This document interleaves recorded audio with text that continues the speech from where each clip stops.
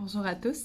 Je vous propose une autre très courte capsule qui s'inscrit dans le contexte de la semaine de solidarité organisée par l'association Karuna Sechen, fondée par Mathieu Ricard.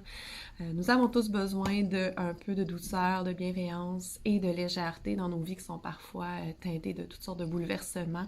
Donc ça fait vraiment du bien, c'est rafraîchissant de découvrir des organisations de solidarité, des rassemblements comme celui-ci. Afin d'apporter ma modeste contribution, donc je m'engage à mettre en ligne des petites capsules qui portent sur différents sujets orientés vers la bienveillance et j'aimerais aujourd'hui parler un peu de la bienveillance et vous proposer un autre petit truc trop simple pour ne pas le faire.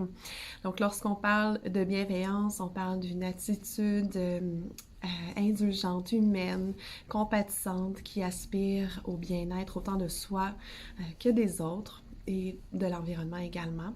Et je reprends encore une fois des paroles de Mathieu Ricard. Donc, lorsque des altruistes s'allient, ils peuvent engendrer une formidable puissance pour le bien. Chacun peut se mobiliser à sa façon et cultiver un état d'esprit altruiste pour devenir un maillon de l'immense chaîne de la solidarité qui dépasse les frontières, les castes, les genres et les religions. Donc, le petit truc pour aujourd'hui, je vous invite à être curieux d'observer le réflexe de notre esprit, de parfois critiquer gratuitement certains aspects qu'on va percevoir dans notre journée, certaines personnes par exemple. Donc, observez cette réaction-là, cette impulsion-là de critiquer gratuitement. Et lorsque je parle d'une critique gratuite, je parle d'une critique qui n'est pas constructive, qui n'aspire pas à améliorer son bien-être ou celui d'une autre personne ou un contexte.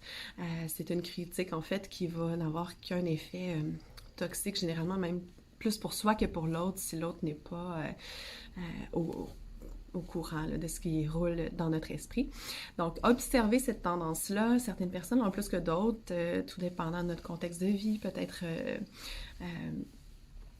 toutes sortes d'apprentissages qu'on peut avoir eu, mais observer cette activité spontanée-là de l'esprit et essayer de voir si c'est possible de freiner l'impulsion, de l'alimenter, d'aller dans cette direction-là et de plutôt peut-être remplacer par une pensée bienveillante. Donc, encore une fois, trop simple pour ne pas la tenter. Observez, intéressez-vous. Ce n'est pas dans le but de se taper sur la tête, bien évidemment, comme d'apprivoiser l'activité de notre esprit. Donc, je vous souhaite une belle journée. Merci, au revoir.